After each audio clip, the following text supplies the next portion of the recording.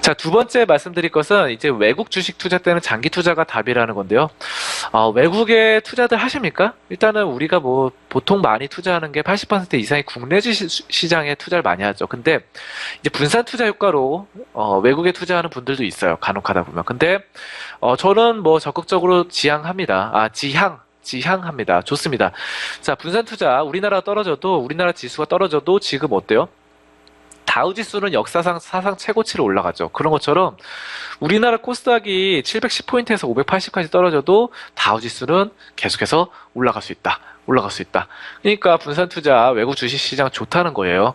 자, 그렇습니다. 그래서 근데 외국 주식 시장은 우리나라랑 다르게 그 나라 고유의 특성이 있습니다. 어떤 나라는 회전율이 한국에 비해서 훨씬 높기도 하고, 또 어떤 나라는 거래량이 거의 없는 나라도 있어요. 그리고 정부에 비교적 빨리 반응하는 나라도 있고, 큰 악재나 호재가 터져도 시장에 변동이 없는 나라도 있습니다. 만약에 내부자 정보가 넘쳐나고, 뭐, 이렇다. 이런 나라에 투자했다.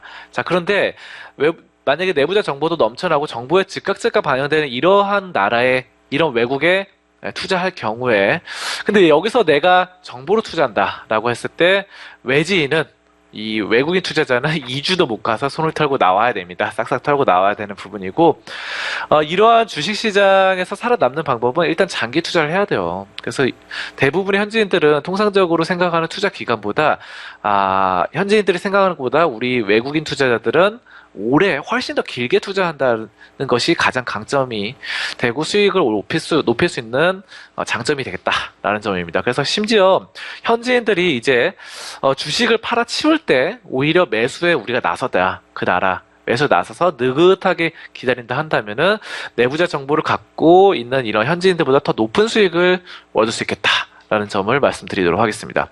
자, 좀 작은 나라에 투자할 때는 이 소형주가 유동성 문제가 생겨요. 유동성 문제.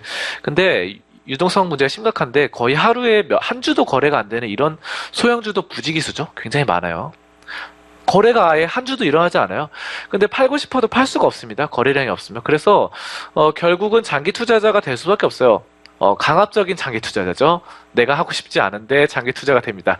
자, 그런데 이러한 나라에 투자할 때 장기 투자를 유리한 점이 있습니다. 뭐냐면은 바로 작은 나라이기 때문에 경제 성장률이 6%가 넘어가는 나라가 많거든요.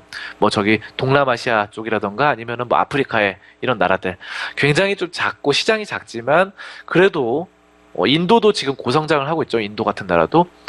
인도가 뭐, 나라 전체는 덩치는 크지만 이제 주식시장 이런 규모에서 봤을 때는 뭐 미국이나 중국 이런데 일본에 비해서는 그렇게 크지가 않죠. 시장이. 근데 이러한 나라들은 고성장을 하기 때문에 경제 성장률이 6%를 넘어서요. 그렇기 때문에 또 기업 성장률도 연간 평균 20%를 넘어서는 게 많습니다. 그래서 단기적으로는 어려울지 모르겠지만 높은 경제 성장률의 혜택을 받을 수 있는 것입니다. 그래서 장기 투자를 한다면은 이러한 나라의 발전 그리고 나라의 고성장, 산업의 고성장 이런 점들을 믿고 투자한다면은 외국 투자에서 장기 투자로 승부를 충분히 보실 수 있겠다라는 말씀을 드리면서 앞 시간 마치도록 하겠습니다.